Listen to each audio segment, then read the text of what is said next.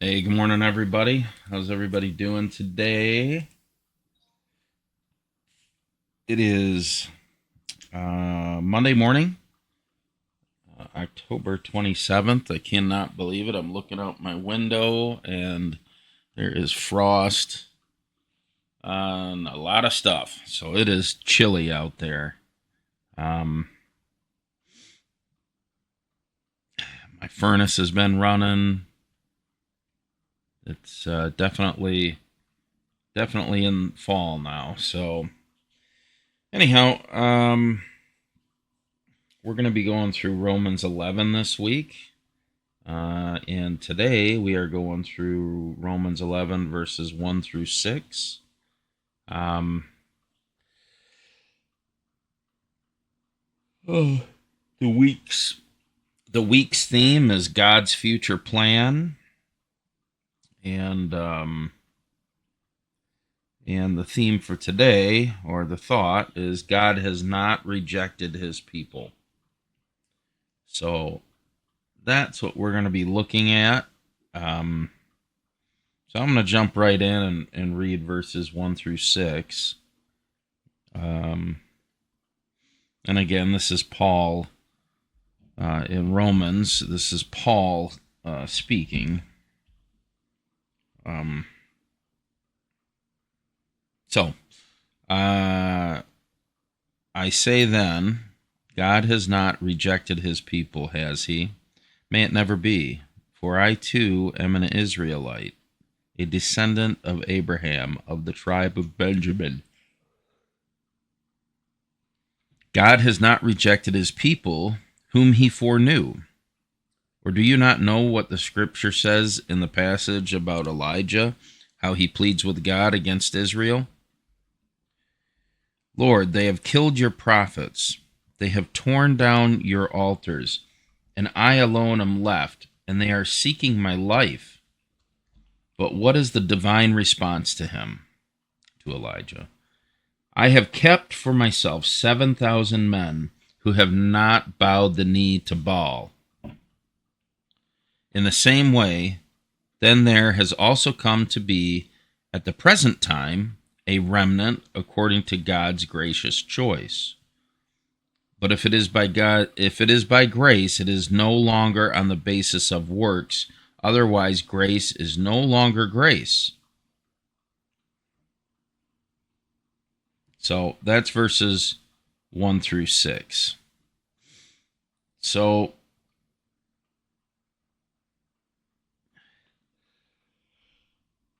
oh, excuse me.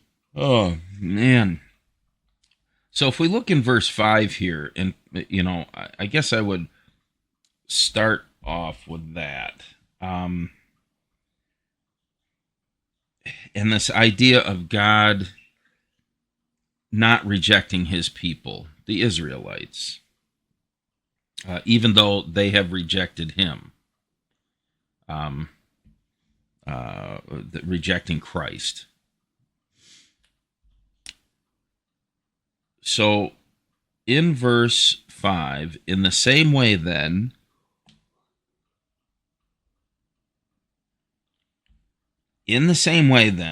there has also come to be at the present time a remnant according to God's gracious choice. And I think Paul is talking about himself as well as the other disciples and the other Jewish people of the time that were believers.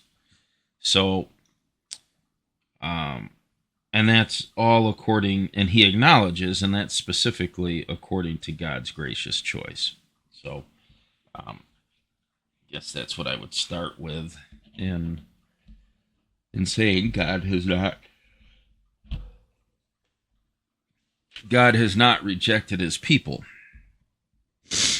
So, in verse 1, again, I say then God has not rejected his people, has he? A question. And then he says, may it never be, for I too am an Israelite, a descendant of Abraham, of the tribe of Benjamin. God has not rejected his people whom he foreknew, advanced knowledge of, you know. Or do you not know what the scripture says in the passage about Elijah, how he pleads with God against Israel?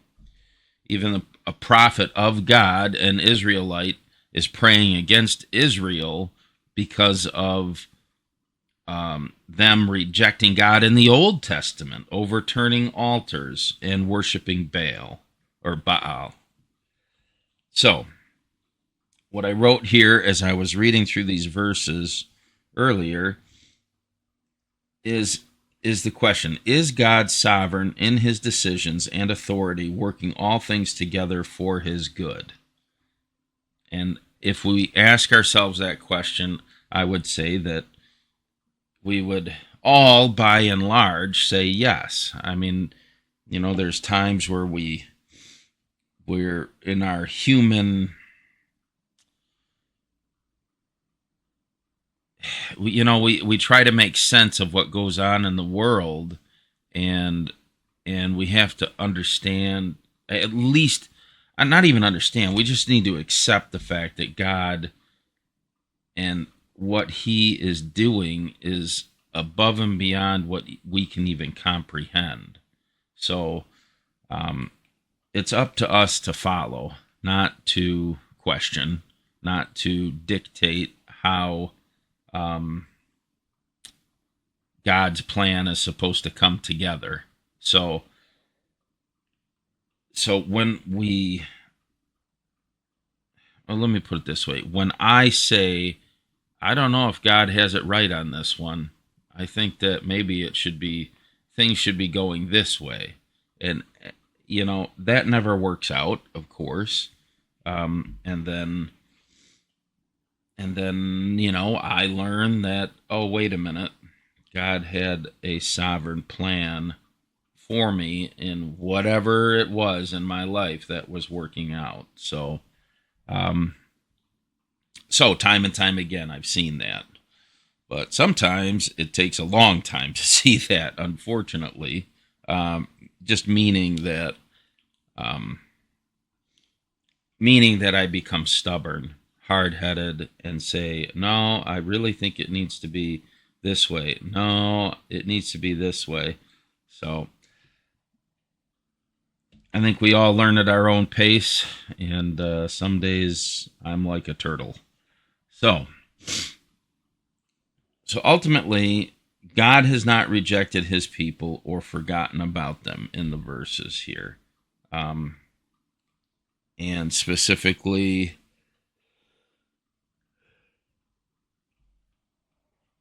like I had said, Paul is an Israelite, self-admittedly an Israelite. What did it say? From the tribe of Benjamin.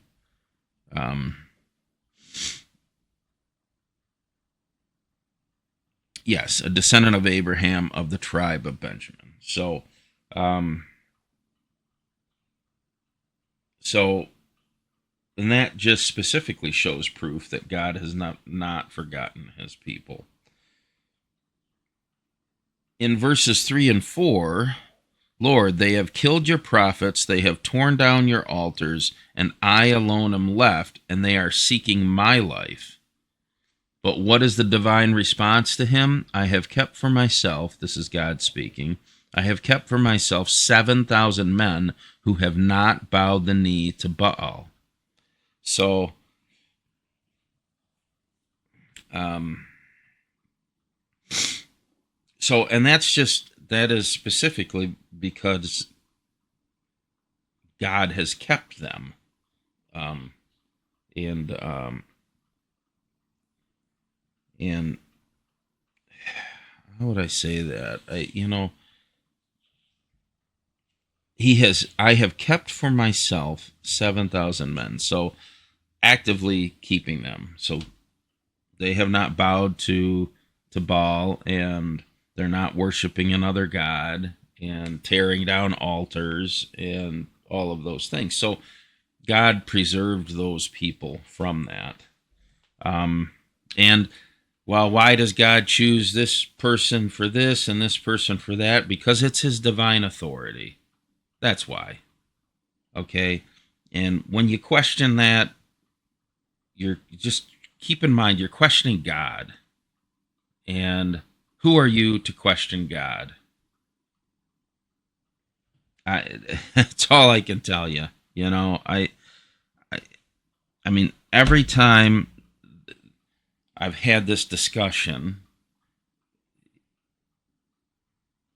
in the fact that somebody wants to question God's authority, you and ultimately decisions, you're trying to place yourself above God. And then, no, I'm not trying to do that.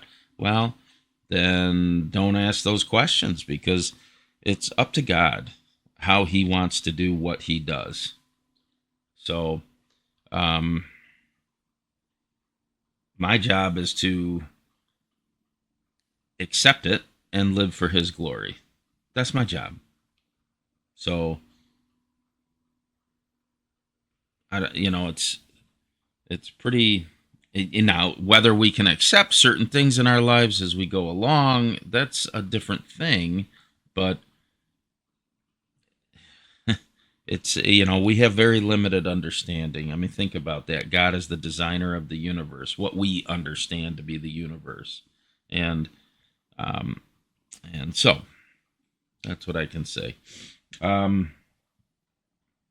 So in verses 3 and 4, God gives Elijah assurance that he, God, has kept 7,000 men, even though the Jewish people tore down the altars and were actively worshiping another god, and that's Baal.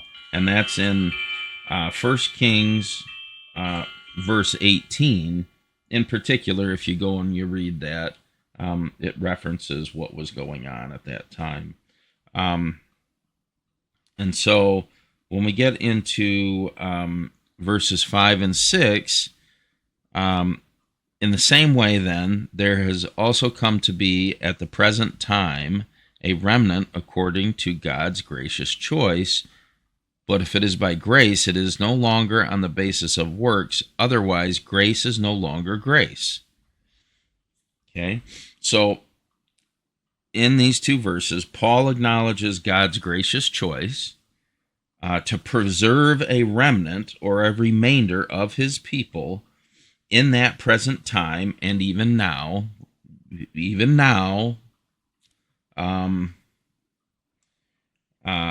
specifically by God's gracious choice, his predetermination. Okay?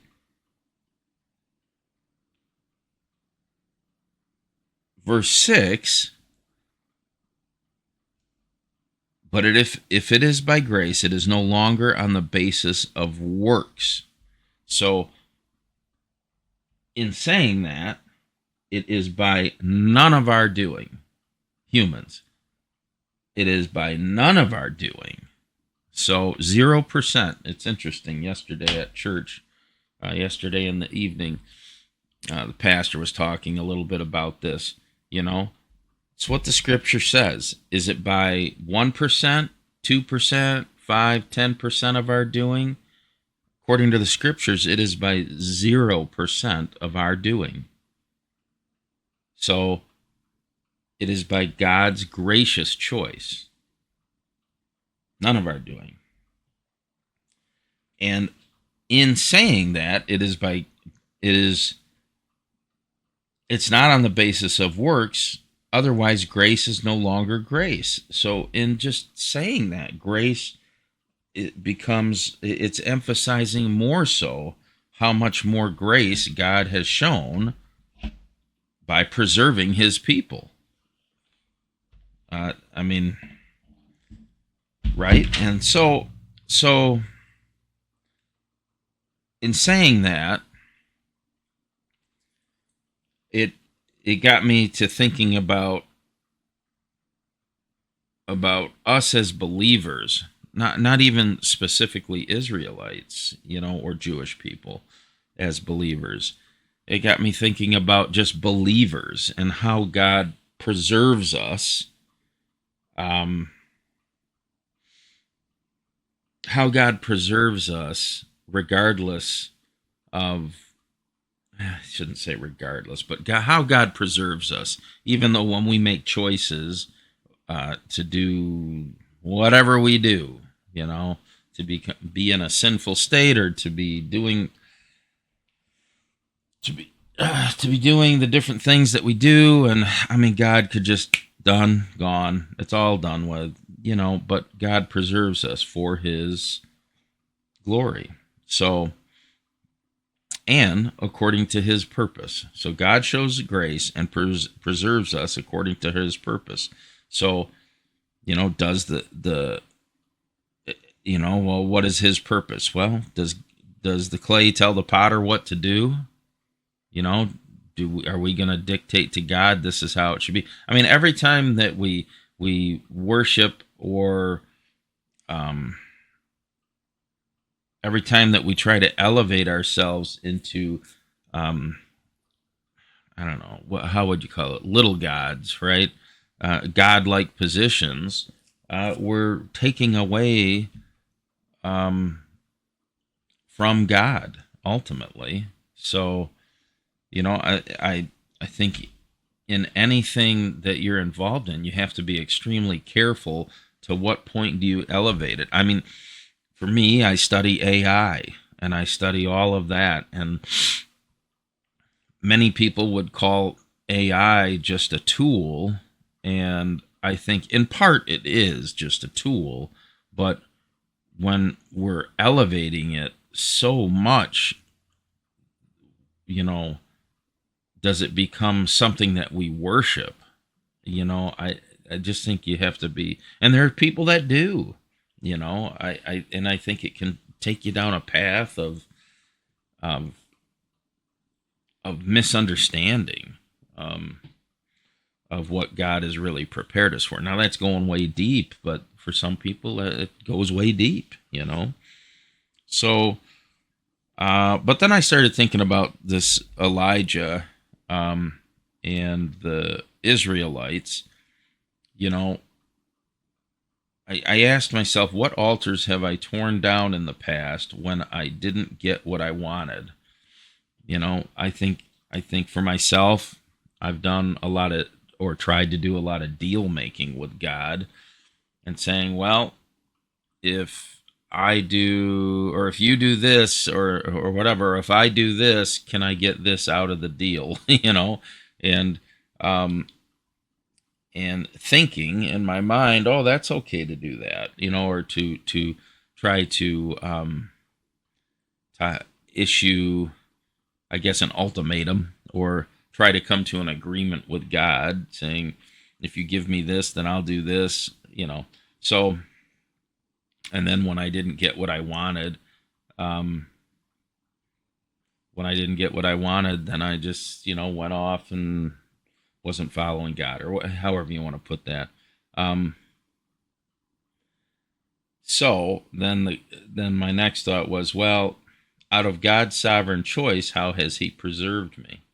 A lot of choices in life, and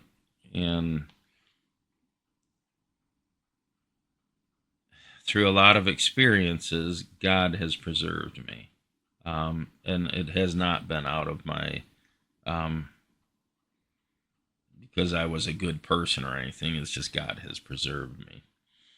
And ultimately, if I were left to my own devices, I would self-destruct. And so, yeah. So God has preserved me just like he's preserved so many others. But it's all according to his purpose and his will. And to think that, I don't know, to think, I mean, he gives us free will and free choice, of course, but to think that we have a major impact on how God brings together his perfect plan is, I think we're fooling ourselves. So, so God preserves his people, specifically the Israelites, as we're reading about, but God preserves believers for sure. Doesn't mean that on this earth that he protects us from, shouldn't say it that way either. He has his hand of protection on us, but it doesn't mean that we won't experience difficult things. It just means that he preserves us. So that's what I have for today. And we will talk tomorrow. Take care, guys. Bye-bye.